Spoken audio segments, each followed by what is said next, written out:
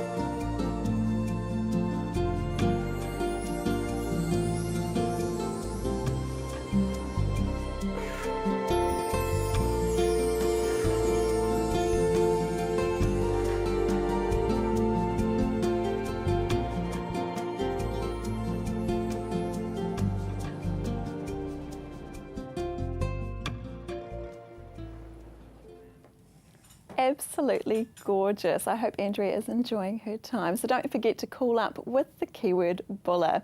Now, you might notice things are looking a little bit different in the studio today. That's because we have a very special guest. We have Jan. Hello. Hello, Lisa. And Jan is from Dorothy's Pop-Up Tea Room. So we've got our guests who are coming up later on in the show enjoying some little goodies and some tea with Dorothy's Pop-Up Tea Room. Doesn't it look fantastic? Well, modesty forbids me, but I hope you enjoy it. It definitely looks good, and if these guys aren't eating it, I'm sure all the rest of the crew will be having a wee nibble after. Well, I'm not taking it home, Lisa. Oh, that's fine. We're quite all right with that. So how did you come up with the idea of Dorothy's Pop-Up Tea Rooms? Well, I think it was after the earthquake, really, that there was nowhere to go for people to have a proper cup of tea. And I saw on the web that they do pop-up tea rooms in the UK with caravans, and I thought that's a good idea. That's just what we want in Christchurch. And I spoke to Gap Filler, Coralie Wynne and Ryan Reynolds, and they seemed to run with it. So I got in with Gap Filler. From Gap Filler I went in Life in Vacant Spaces, and before I knew it I had a livery painted caravan with Dorothy and my pop-up tea room. And it's just gone from there. Yes, it has, yes. So what type of food and tea and things can we enjoy if we're dining at Dorothy's Pop-Up Tea Room? Well, I like to think that I can cater for most tastes.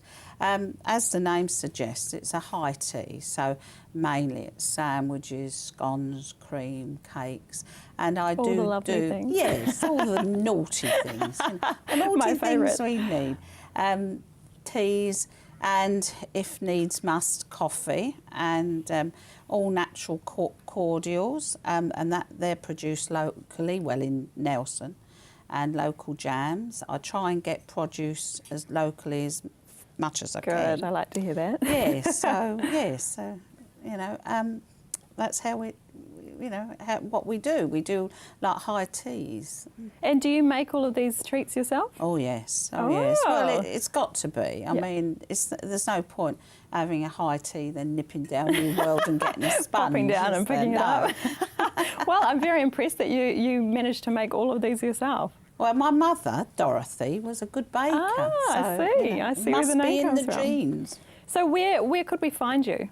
Well, I pop up. I've got a sort of semi-permanent site when the weather's a bit more clement at Cramner Square, 18 Cramner Square, and that was a site that was found by Life in Vacant Spaces, and it was greening the rubble. Now, greening the rubble, a wonderful bunch of volunteers that go into these vacant lots and literally green the rubble.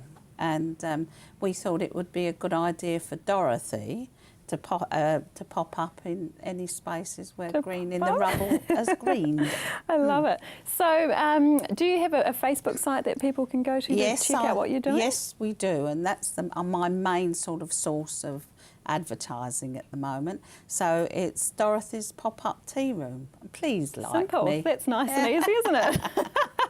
There's a wee shot of it there. Absolutely beautiful, just like your high tea that you've got going on there as well. Yeah. Very nice. I love the fact that you make everything yourself. And is it just you doing this? Yes, it is just me. So at the moment, and of course, working from a caravan, I don't do many very big amounts of people. You know, I do about 40 or 50. Oh, but, wow. you know, I am open to offers. I mean, Richard Branson must have started somewhere. Yeah, so. Absolutely. Fleet of Dorothy's. All right, well, thank you. Jan is going to be sticking around with us for the rest of the show so that we can all enjoy these goodies. Coming up next, we're going to find out about the Brick Show.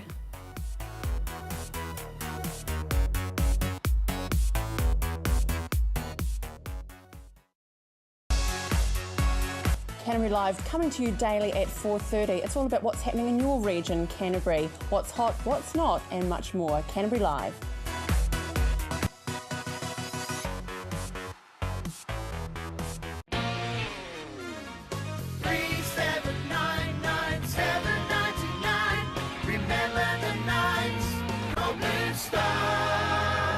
Our new companion package is a personalised service for those that need extra help and support. A cost-effective solution for someone who needs more than just a taxi driver. Our drivers are handpicked from our experienced team and specialise in providing the right support and companionship. Home safe every time with Blue Star Taxis. Hi, I'm Mark and welcome to Staywell Pharmacy. Whatever the season, Staywell Pharmacy has you covered. As an integrated pharmacy, we stock all the well-known pharmacy medicines, as well as quality nutritional and herbal treatments. Our team of pharmacists and full-time naturopath are here to help you find the products and advice to suit the needs of you and your family. So come in and see us at Staywell Pharmacy, 27 Shands Road in Hornby. Staywell Pharmacy, live well, stay well. Are you looking for more from your local channel? CTV are online. Our latest listings, on-demand shows, program information, all on the CTV website. We'll see you there. Do you wear an earpiece or earmuffs? Do you have trouble hearing people or the TV? Do you suffer from itchy ears? Then it's time to clear the ear. Their gentle microsuction technique is safe and efficient and performed by a fully qualified, trained, registered nurse. Call for an appointment or Clear the Ear can come to you. We also have swim, noise or aeroplane plugs. 0800 Ear Clean. We were in behind the Rose and Thistle but have now moved opposite St Andrews College, 304 Papanui Road. Welcome to Caltex Redwood. We're a family-owned business proudly supporting our local community. We're open 24/7 for fuel and shop goods, and we have an amazing team of people ready to help you. Save at least 6 cents per litre using AA Smart Fuel cards. We also offer great value on our LPG bottle fills. We have a full workshop and Bridgestone Tyre Centre. Our mechanics and tyre technicians will get your car sorted. Caltex Redwood. We're just down from St Bede's on Main North Road. Caltex Redwood. What drives you? Southern News Week is an Otago-based news bulletin. Produced locally in Dunedin, it's your chance to catch up on everything that's happening in the community. Southern News Week, Saturday at 6:30 p.m. and repeated Sunday at 10 a.m. right here on CTV.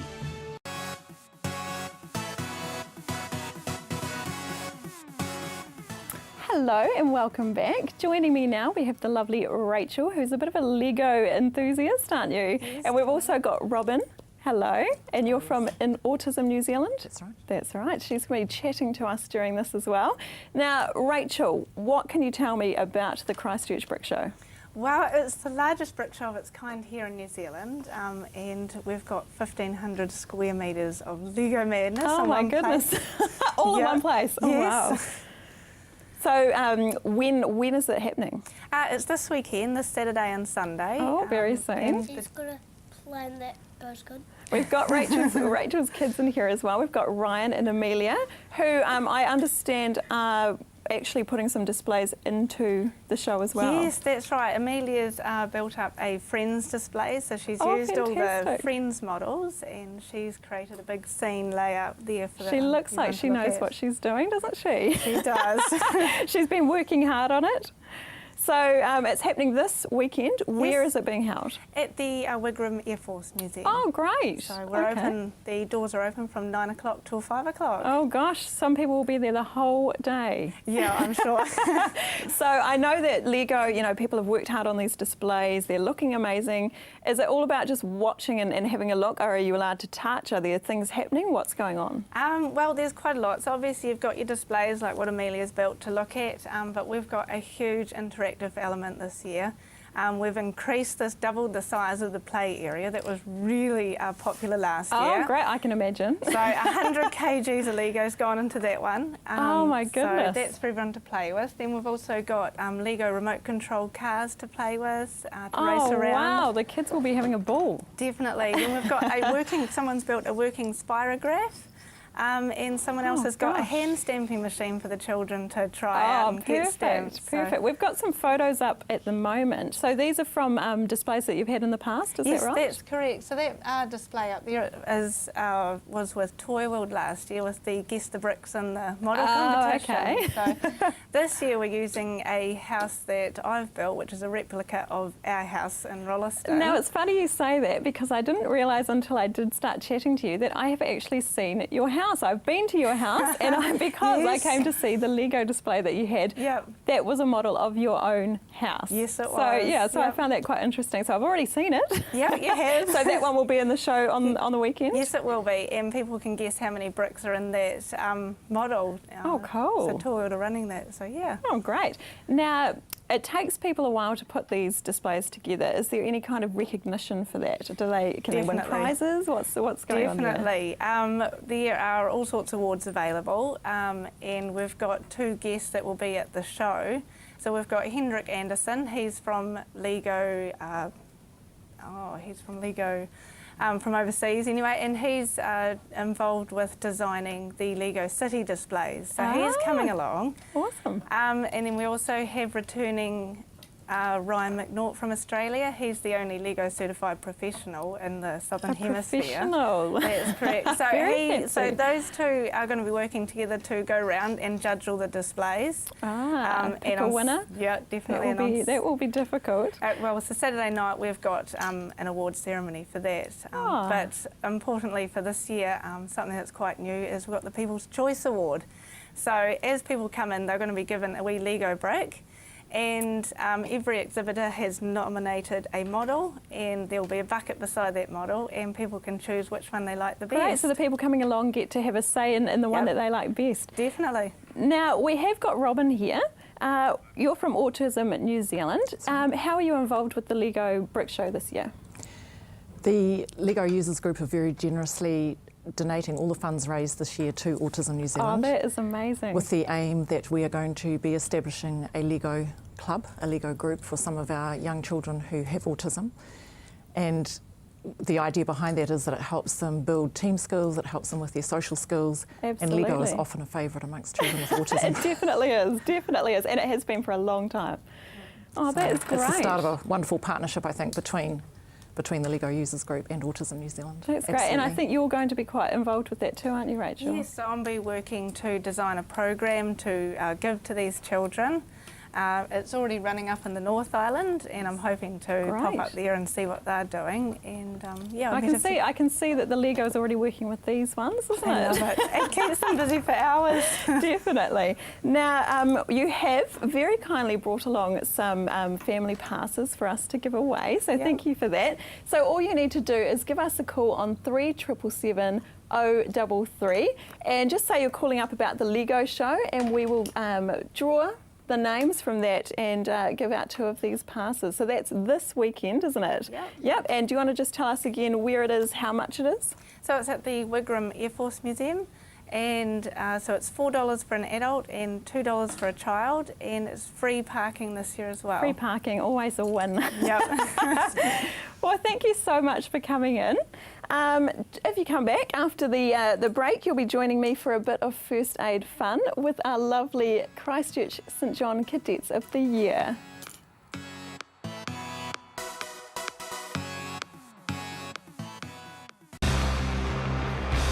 Red and Black Sports match of the day in the Press Cup this week.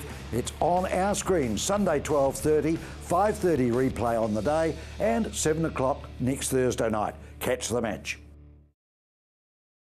For a fresh, vibrant and unique look that reflects your style, whether you're wanting to stand out from the crowd or blend in, Decode has it all. Decode caters to both male and female, from teens to all adults and the young at heart. Life's too short to simply blend in.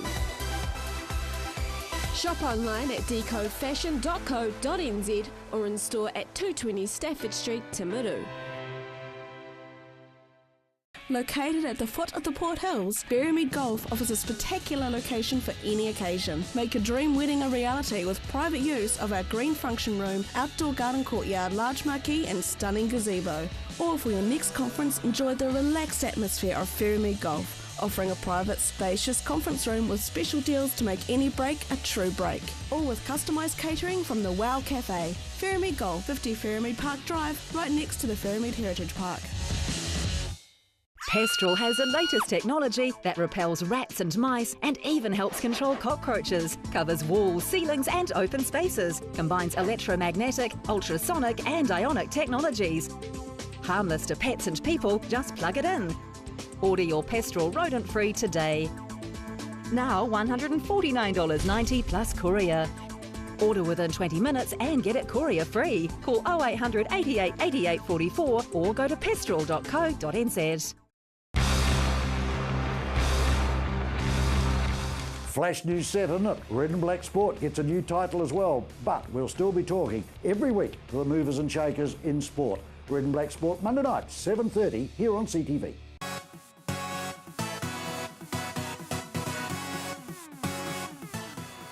Hello again. Joining me now is Mark and Sam, and they are from St John Youth. Hello. Hi. Hi. Lovely to have you here. I see you're wearing different uniforms. Does that mean anything? Yes, so I'm wearing the formal uniform, which we wore to formal occasions such as prize givings and other like dawn service parades and things in the community. Yeah, very nice. And what's the green one? So this is kind of more like our operational uniform that we wear on our day-to-day basis, whether we're at divisions or out on event duties. So the one you can sort of get a bit dirty if you're doing some first aid. So can you tell me, what is St John Youth? So St John Youth is a program for young people from 6 to 17 years of age, and it's been around for quite a while now in New Zealand. It started in 1927, so it's quite well established now. You obviously haven't been there for that whole time, have you? No. So it's spread right across the country. There's over 6,000 cadets now, so we've got quite large numbers, quite a large support group as well. With leaders, we've got about 960 around the country as well. Wow. So those are over 18s helping us. Gosh. And so we normally attend a divisional night once a week, and there we work towards completing different awards. So the younger people, they will work towards the Penguin, Super Penguin Award. So those are the people from like 6 to 8. Great. They work on that, and then the older cadets, like more like Sam and my age, we work towards the Grand Prior Award, which is the highest award you can get. Oh, I see. Now, bit of information for you guys. I used to be a St John cadet, and I also became a penguin leader a few years ago as well. So I know what you're talking about, and I have been through it all with the competitions and everything as well. And I know that it's absolutely worthwhile to get involved with it, because you're not only having fun, but you're learning first aid skills that you can use throughout life that are obviously very important in situations when you need it.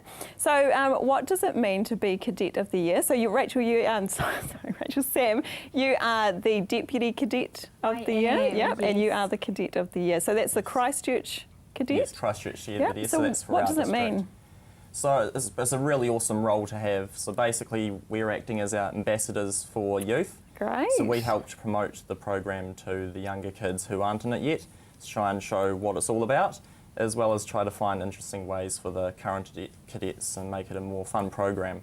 And we also help to run things as well, like recently Sam and I, we've been organising stuff for Kids Fest, so at the museum, at the museum evenings, we've been organising some demonstrations there, so that's also a part of our role, is organising things. Oh, that's awesome. So, Sam, being the deputy, does that mean you sort of have to let Mark do what he wants, or you can sort of take over a wee bit as well? Not really. So I still play quite a big role within helping out and organising things. I'm kind of almost like his wingman, so I'm there like for support and helping out with everything, and I still turn up to formal occasions and helping out with things like that. Well, you seem like you both work very well together, which is fantastic. Now, do you have any top sort of tips for parents or children during the holidays, because it is school holidays right now, to keep safe? Yes, Yep. so personally I would recommend that if parents and that are going out and about, that they keep a first aid kit in their car. Definitely. Because you never know when anything could happen. You could come across an accident or someone on the side of the road that may need your help, and first aid kit supplies are definitely essentials. You might even just get your finger jammed in the car door. I tend to do that quite often. Definitely. Yeah, small things. You can order these first aid kits online at the St John website at www.stjohn.org.nz, and Great. also on the website we have some really good first aid advice and tips. But generally in the long term for the future, I recommend that everyone does a basic first aid course or does a first aid course at St John. I have done one of those as well. All right, so can you tell me about some amazing experiences that you've had as part of St John? Yep, so for the past 2 years I've been lucky enough to go to the National Youth Festival and competitions. Very fancy. So that's held in a different city every year, so for the past 2 years it's been run in Auckland and Rotorua.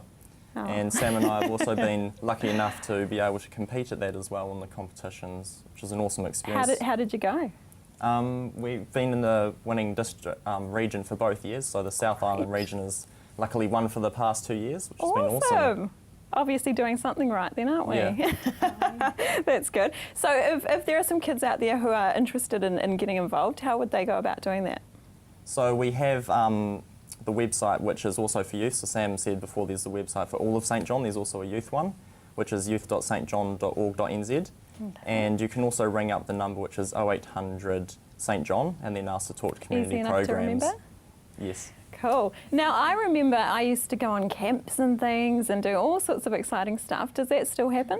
Yep. Yes, it definitely does. So we do still have our camps, such as divisional camps, where quite often the main aim is to earn badges, such as these ones here. Oh, how many have you got there? Too many to count?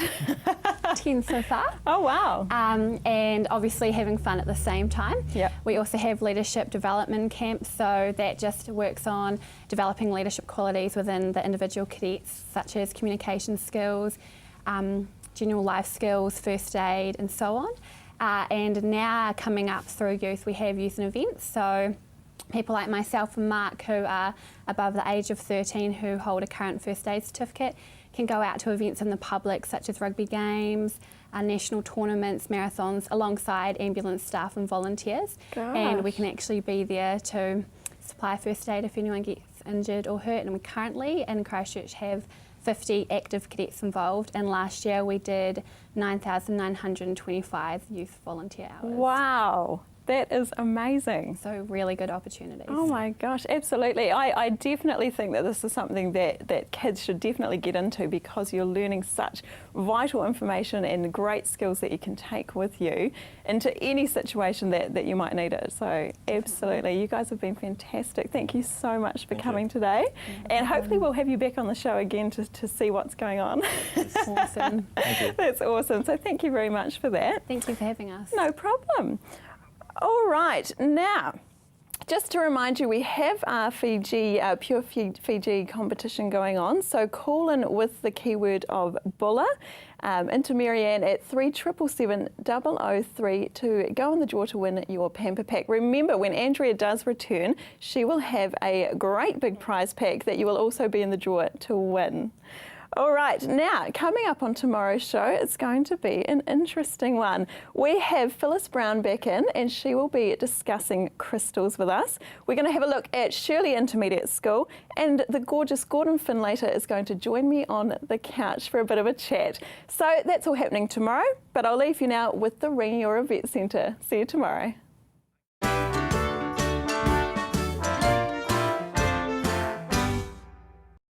Today at the Rangiora Vet Centre, poor old Morse the cat has been in a fight and is now dealing with the consequences.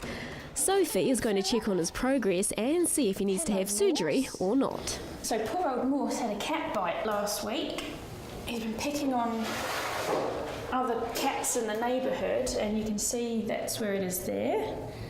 I think it's looking really good. How do you think he's going? It's good. Yeah. It started to dry out. Yeah, it has indeed. When he came in the other day, there was this quite a bruised area. I don't know if you saw it, and I was worried that this bit of skin will die away.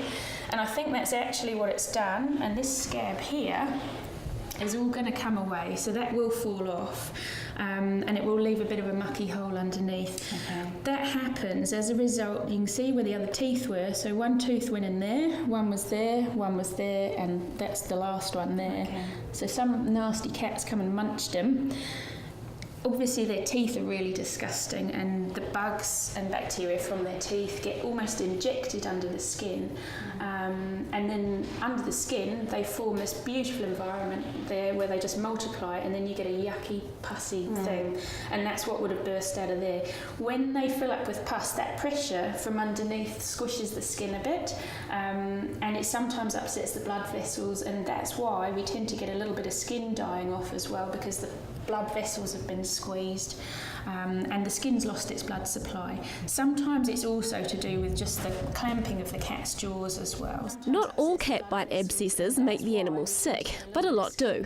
Apart from having a large painful swelling, the cat may have a temperature, be off their food or dehydrated. And you're managing to get the medication in all right? Yes, just putting it in jelly meat. Good, and he's eating it, that's good. 6 food at a time. What a good lad. So yeah, the treatment is normally just antibiotics. It won't work if there's yucky pus under there. The antibiotics we use won't get into the pus. So luckily for him, his had burst out, and we gave it a wee clean up and gave him a bit of a bad haircut. He's pretty comfy on it. I know he's twitching a bit there, but I think he'd do that anyway. See, when I touch other bits. And he was really quite sore the other day. Yes, so I can imagine. Yeah, so I'm happy with his pain control. I think that's really good. I'm just going to give it a little wipe over. I'm not going to do too much. That scab will come away in its own time, and then the area will shrink, and heal up on its own. So I think he's avoided surgery at this stage. It's really good. Yeah, sometimes we need to just chop that bit out and stitch it up, but honestly, I think in his case, it's better just to let that heal naturally. It is important to get your cat checked out, as the infection can spread into the bloodstream and cause far worse issues such as septicemia and infection in the organs, such as the kidneys and the heart. The worry is that it could fill up again with pus from underneath. I'm not too worried, because what we're dealing with now is more of a skin wound rather than an abscess underneath. But yeah, if it does fill up with pus, that's when we're going to have to drain it surgically. I'm happy. Good. Saved him from surgery. Yeah. It's really good. Morse will be back at the vet centre at the end of the week to have a check-up and to make sure he is doing well. Join us next week when we meet Roger Rabbit, a stray bunny who has been brought in by a member of the public to be looked over.